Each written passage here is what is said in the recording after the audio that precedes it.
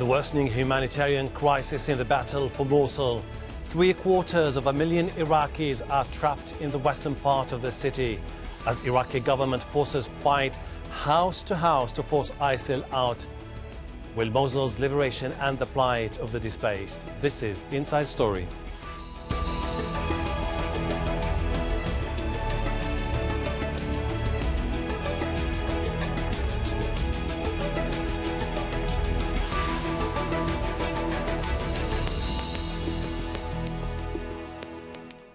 Hello and welcome to the program. I'm Hashem Ahelbarra. A humanitarian crisis on the verge of stretching aid agencies to breaking point. That's how the UN coordinator in Iraq described the situation in western Mosul. More than 150,000 Iraqis have been forced from their homes during the last month of fighting, with more expected. Many have found shelter in camps which aid workers say are overwhelmed. Iraqi forces are battling ISIL in western areas of Mosul.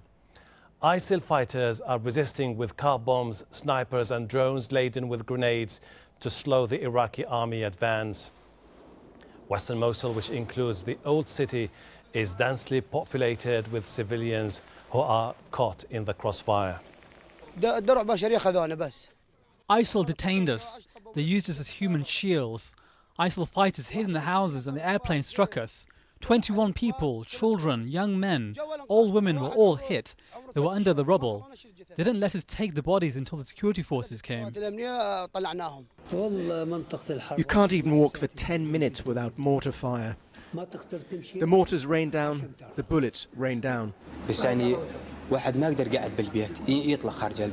can't stay at home, so we leave the house. As soon as we leave the house, bullets, mortars, airstrikes, all from Islamic State. ISIL fire weapons that never reach the military, but they strike us, inside Mosul. The situation is terrible. Let's now get the thoughts of our guest. Joining us from Amman, Mouayad al-Windawi, a retired Iraqi brigadier general who is now Director of Foreign Relations at the Iraqi Center for Strategic Studies. From Erbil, Iraq, Melany Markham, spokesperson for the Norwegian Refugee Council, which is helping those displaced by the fighting. And from London, Renad Mansour, fellow at Chatham House and specialist on Iraqi sectarian politics. Welcome to you all. Let me start by asking Melany. Melany, you've been recently many times to Hammam al-Halil camp. Give us an idea about the situation over there and the top priority for aid agencies operating there. The top priority for all of the aid agencies working there right now is to meet people's immediate needs. And I can honestly say that having visited the camp 3 or 4 times over the last week, some of the scenes are quite harrowing. I mean, the numbers are just huge. On the 3rd of March, there were over 13,000 people who arrived in that camp on one day alone. And the people who are arriving are in quite a desperate situation. Some of them have been living under siege for 2 years or more. Most of them, in fact. So they're in quite severe emotional distress, and they're in desperate need of food and water, which is the thing we're providing them with immediately. And then in the short term, shelter. And what we're aiming to do, also in collaboration with the Iraqi authorities, is move them into camps, into tents as soon as possible. Mouayad, we knew for months that as soon as the fighting intensifies, thousands of people would flee their homes and villages in Mosul. Why do we get the impression that the government and international aid agencies seem to be overwhelmed with this number of people fleeing the area? Yes, it is too early when the UN agencies declare that we might witness a large number of refugees with less capacity to meet these people when they come out. At the moment, as we know, that within a few weeks, over 170,000 only from the western side of the city from the eastern side flew, and now they are outside the city. At the same time, we expect this number will be increased in the coming days, simply because this morning the Iraqi forces made a big breakthrough at the northern side of the operational theater. This breakthrough will increase advance of the forces in the coming 2 weeks to the other part of the city, and also will help the Iraqi Federal Police, which is stuck last 10 days in the historical site of the city where the heavily population there. Let's go to... So it is... I got your point. Let Yes, me go include ahead. Mr. Rinad Mansour. Mr. Rinad, is it just because the defensive lines of ISIL collapsed suddenly in the eastern part of the country that we're seeing this huge number, or the government failed to put together contingency plans? Well, I think there are a few key points here. The first one being that the government and its allies have decided that they're going to bring the fight to ISIS, which means that they won't really want to open a corridor to allow either the fighters or for sort of displaced peoples to leave. They want to fight in the city, and they're aware of the potential problems that that might cause in terms of having urban warfare amongst civilians. They nonetheless want to move and get ISIS inside the city. The second thing is, I mean, this was predicted. Many people knew that ISIS is not interested in fighting outside of the cities, outside of the urban areas. So that's why at the beginnings of these offensives, both in the east and in the west, you had these rapid victories, all these victories, and morale was very high. But that's because the type of tactics that ISIS fighters are using are better when you have narrow streets and when you have civilians in densely populated areas. But again, and let me go to Melany. Melany, we're talking about more than 500,000 people still trapped in the western part of the city, which is still under the control of ISIL. What happens when those areas come under the control of the government? Is there any plan put forward by the international community to accommodate the number of refugees the moment they flee the area? There are plans to accommodate around 170,000 more people. But our hope is that the battle will conclude sooner rather than later, and the bulk of the population will not have to flee the city. And in fact, they can stay there and start to rebuild and recover. And in fact, in East Mosul, the recovery effort has already begun. There was a water treatment plant serving 60,000 people that was damaged by indirect fire, and that has, in the past couple of weeks, started to be rehabilitated with a generator. So even now, aid agencies are inside East Mosul, the parts of the city that they can access, and are starting to rebuild. But outside in the camps, we do have the capacity to expand. There are tens of thousands of plots, or there are thousands of plots available that can accommodate tens of thousands of people that are empty right now. It's just that they're not so close to Mosul, so people have to travel further in buses to reach those plots. Although there will be more space opening up within 30 kilometres of Mosul over the next week. Mr. Mouayad, there are different aspects of this story of refugees in Mosul. We're talking about fighting confined to densely populated areas now in the western part of the city, and there are huge concerns that airstrikes could lead to further casualties among civilians. Do you think that if the pattern continues, we might see a huge death toll among civilians? Anyway, we hear recently that the spokesman of the international coalition or the American forces working in the theater, they try to tell us that they are using the smart missiles or the Apache intensively to target the fighters, Daesh fighters. But the fact is that they are using a very heavily destructions of the city together with the Iraqi forces. Therefore, we can watch the films and photos coming from the grounds tell us how much the city is losing its infrastructure. And this is not acceptable, and this is also causing a lot of casualties, which is no any ability with those acting as for health assistance or rescue those civilians. They are all trapped in an area that not helping to get these civilians out of the city. And this is telling us why there is a big number of killing or casualties among the civilians. Of course, there is no statements how much the Iraqi forces losing in return. Nevertheless, keeping destruction the city in this way, that means that will help to increase the number of refugees. Then we will not able to meet their needs when they come out in a big number in the coming few days this week or next week. Okay, Renard, we do have reports from activists operating on the ground saying that airstrikes and the shelling by government forces of ISIL positions in a densely populated area is having a huge impact on the local civilians. Isn't this something that could further complicate the task of the international community, as it seems to be willing to end the problem anytime soon? Yeah, I mean, it's clear any type of military conflict inside a densely populated area will produce civilian casualties. The Iraqi forces on the ground have had experience for the last 2 years in different battles. They've been fighting ISIS and trying to limit casualties, the different forces. They're trying to particularly limit sectarian casualties. It's important to note that most of the people want ISIS to be removed from the territories. Now, so the question is really in tactics and whether how effective these airstrikes are.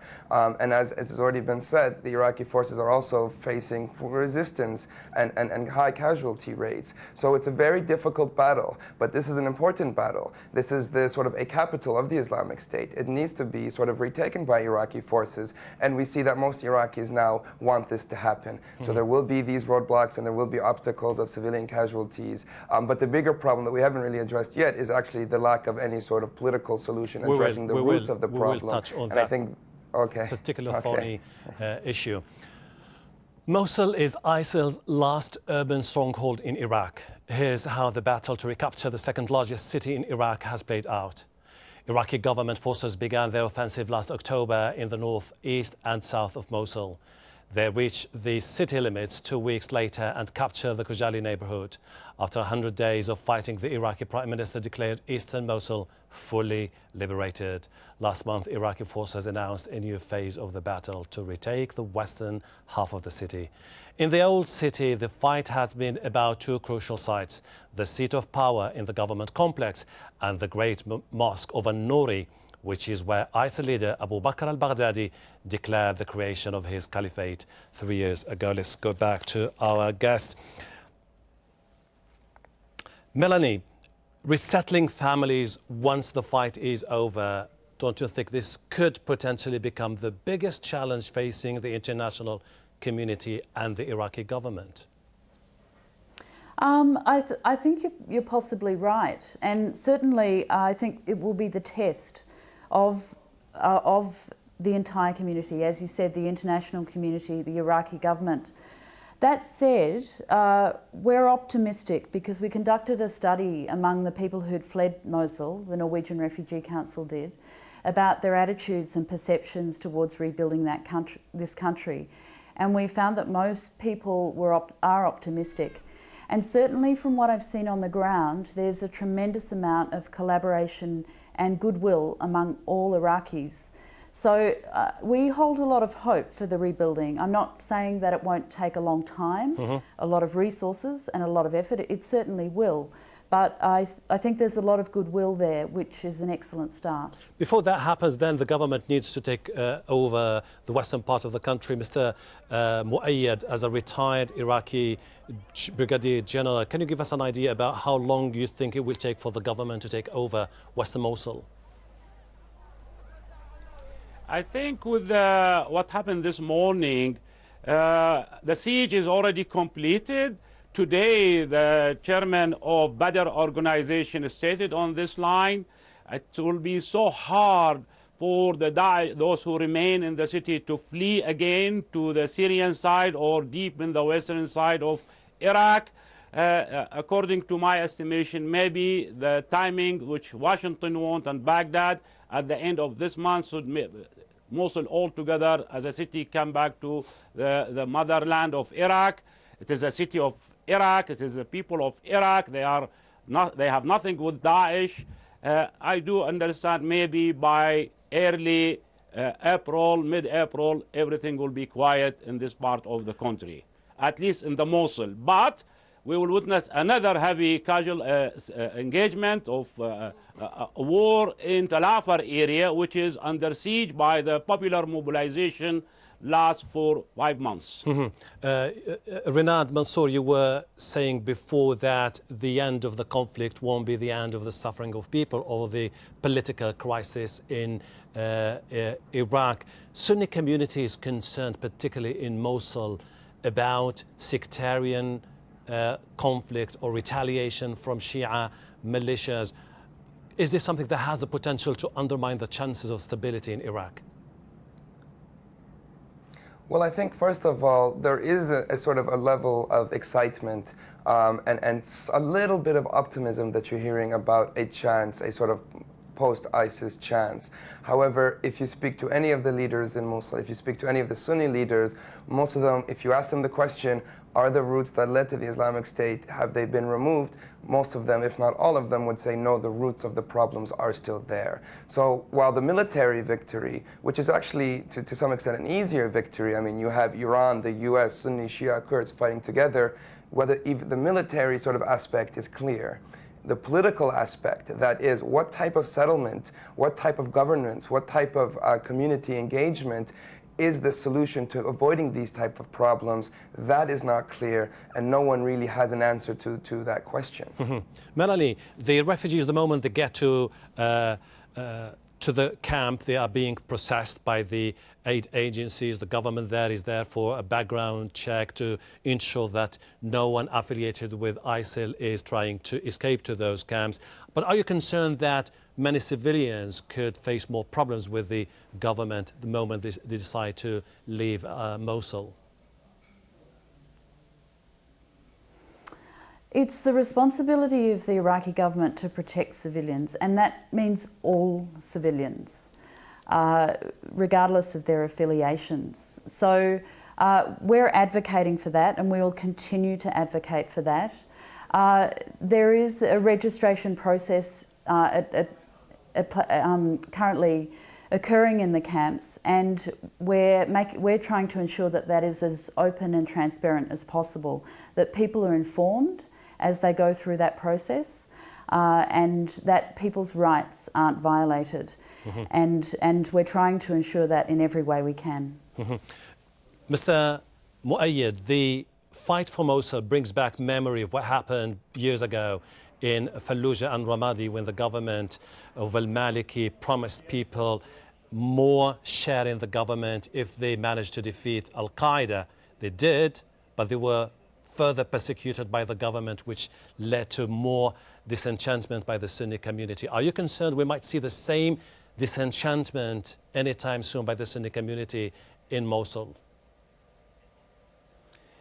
I think the government of Mr. Abadi need a lot to do toward the reconciliation projects. This project not yet clear.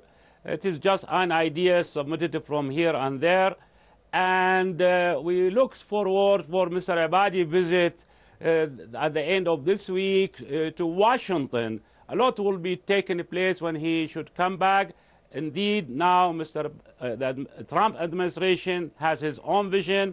The American involvement in this part of the world, not only in Iraq, now in Syria. Remember, the Sunni region already has 600 kilometers with another Sunni region in Syria where Raqqa and Deir ez-Zor will witness a lot of fighting. Now, the question is there is a real, genuine plan for some kind of a settlement among Iraqi sectarian ethnic groups? Indeed, nothing in the air. Everything is stopped. Mr. Abadi, for a long time, neglecting any kind of reform or political settlement. His priority at the moment is to win the war against Daesh. He has repeatedly said that he is determined to solve the problem, the core issue of sectarian divide. Renard, what do you think is the best way out of the crisis in Iraq? More of an inclusive government with the Sunnis having more representation? Well, certainly an inclusive government is the way out. There's something important to note here. And oftentimes we try and think of things in sort of inter-ethnic or intersect ways. Of course, the governments of central Iraq, the central government in Iraq since 2003 has been a Shia majority government. That means there's been Shia leaders. However, there have also been Sunni leaders. And I think we have to also look at the Sunni community and the Sunni political community. They don't really have a political party that can represent them. They have their own crisis of leadership. They have their own crisis of representation from within the community. So as much as there is this problem, sure, between Shia and Sunni, okay. At the same time, there's also Shia problem, Sunni problems. And so a big problem they're having is who will represent the Sunnis when they go to Baghdad? What political parties are in place? Which leaders actually have legitimacy on the ground rather than from abroad? Melany, different aid agencies have been asking for hundreds of millions of dollars to be able to cope with the magnitude of the refugee crisis in Erbil. It seems that this is something that might go on for quite some time. Do you think that the funding might be an issue in the near future?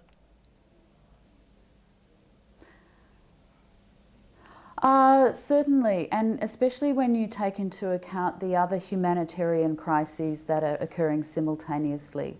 I don't think it's just Iraq, but I think the humanitarian system globally is under a tremendous amount of pressure and strain. I know that UNHCR alone, that's the main UN agency that is assisting displaced people, needs $37 million over the next 2 months. That's just one organisation doing one thing.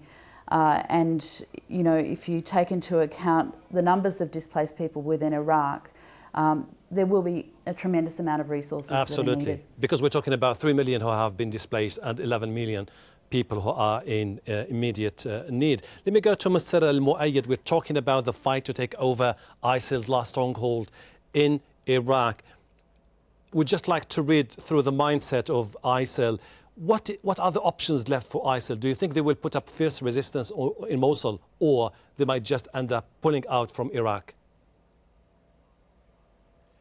Away from recapturing Mosul in the coming weeks, we have areas should be also recaptured or retaken. We have Hawija in Kirkuk. This will be a political matter between Baghdad and Erbil, how to come to an end with Hawija.